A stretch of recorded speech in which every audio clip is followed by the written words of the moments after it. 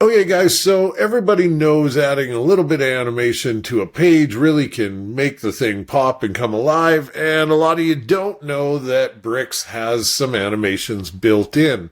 Now, before I show you how to use them, this is the actual library that Bricks includes. So it has things like, you can bounce, flash, just watch this animate thing, rubber band, shaky, kind of some basic things. They have some exits like back, out, down. I really have not figured out why you would want to use an exit. But some of the bounce in is good and, back in, down, that kind of thing. It gives it some motion and it's built in and it's free. And I love free. So let's go ahead and see how to use these. Yeah.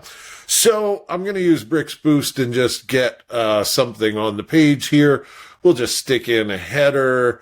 And I tell you what, on this container, because we want this to kind of look like a hero, we will go ahead, as I was saying, we will take the layout and let's go minimum height of, 45 view height. And there we go. That looks good.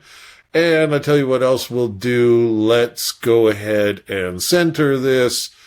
And inside of that wrapper, we will go and give it a space. Right now it's a space of M. Let's really make it big. Okay, good. So now it kind of looks like a header. And I tell you what, let's take that heading text. I'm using Bricks Boost is how I'm moving around, and I'm just holding my option key and using my scroll wheel. So, we'll say, I don't know. Tell you what, we'll say, come check us out. Say it's some sort of header, and what we'll do is we'll go uppercase and we'll say font weight of 900. And for the font size, let's go big. Let's actually go really big. So we'll go a calc and I can just go times 1.3. Okay. So now we've got this big ass text. We kind of have something to look at. So let's add some movement to this, right? So I tell you what, on load, let's have this, bounce or drop in, or I tell you what, let's go look at the one that we want. We want bounce in. Sure, let's go bounce in. Now, you know what? Let's have something a bit more. Let's go back in down because it takes a little longer. Unfortunately, there's not a whole lot of settings on this, but let's get to it, okay? So we have our element here, and how are we going to get it to drop in? Well, the first thing we're going to do is we're going to come up here and we are going to go interactions. We're going to add an interaction. The trigger will be on load, but what they mean or how you can achieve this is enter viewport.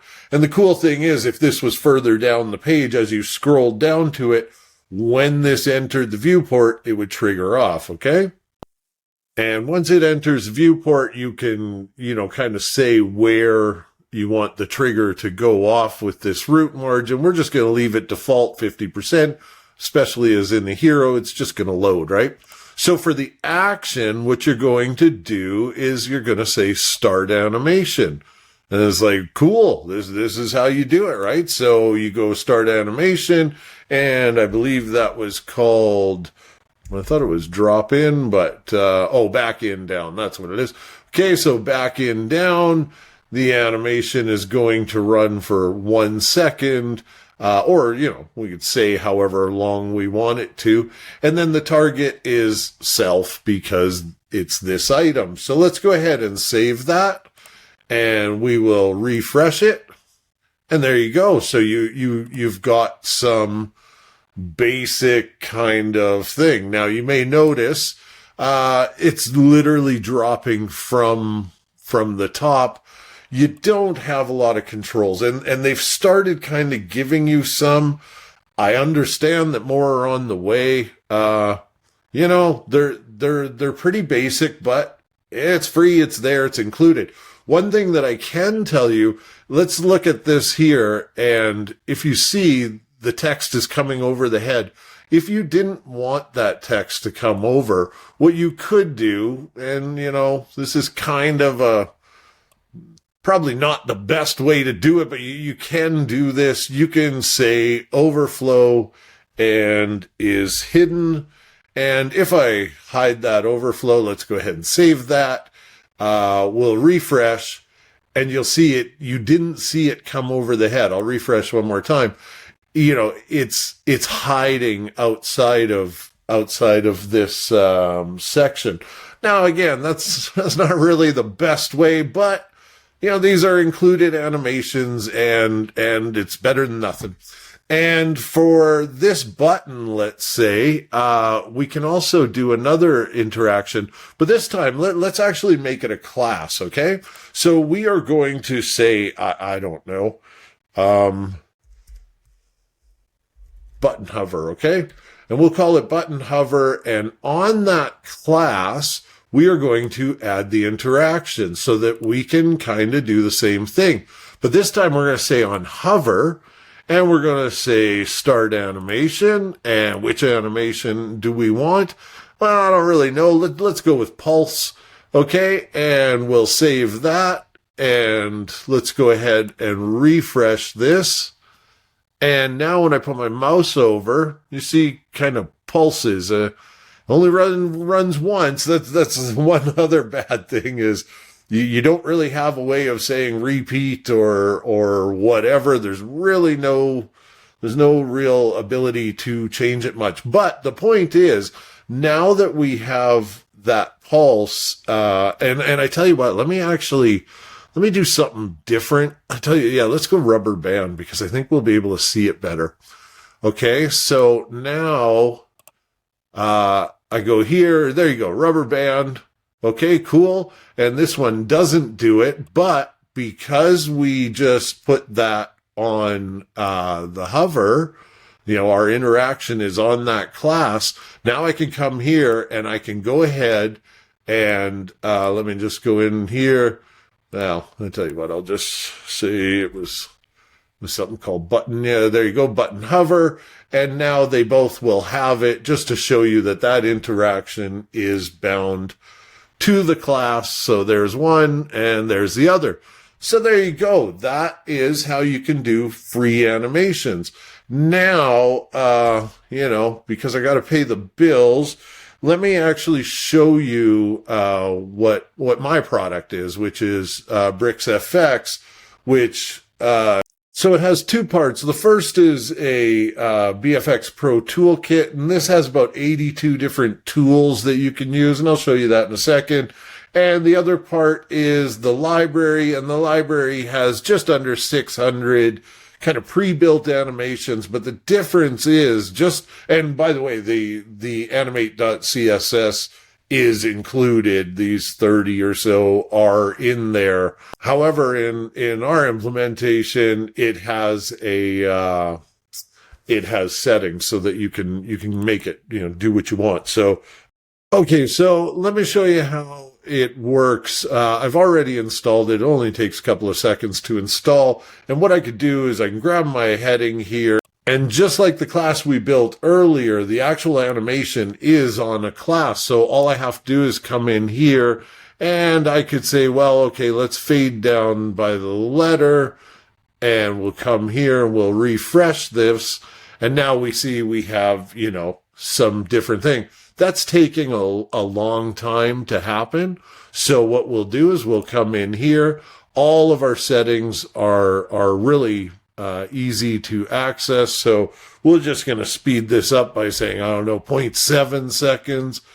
And I did notice that maybe it's traveling a little long. So we'll go 100 pixels. We'll save that. And when I refresh, now it's happening a lot snappier. Cool.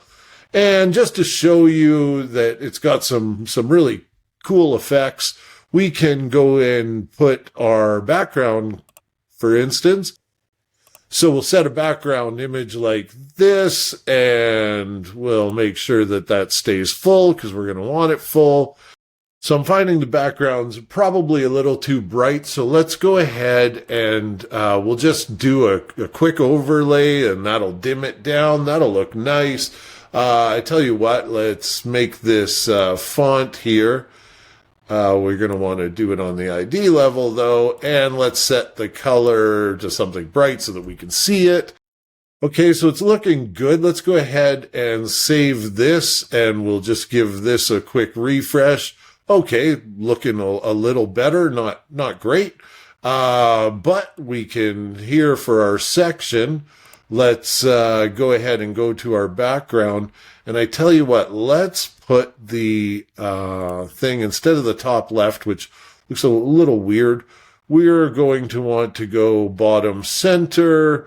Yeah, that looks good. We'll save that. And we kind of want to give it some motion.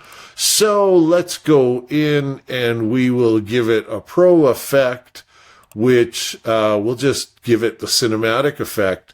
And what this will do is give it that kind of documentary style where the background is moving and, you know, it really brings it to life. So for these buttons, let's go ahead and actually change the button a little bit. I want to give it an icon, and I don't know what icon. It doesn't really matter. Let's, you know what, let's go an arrow.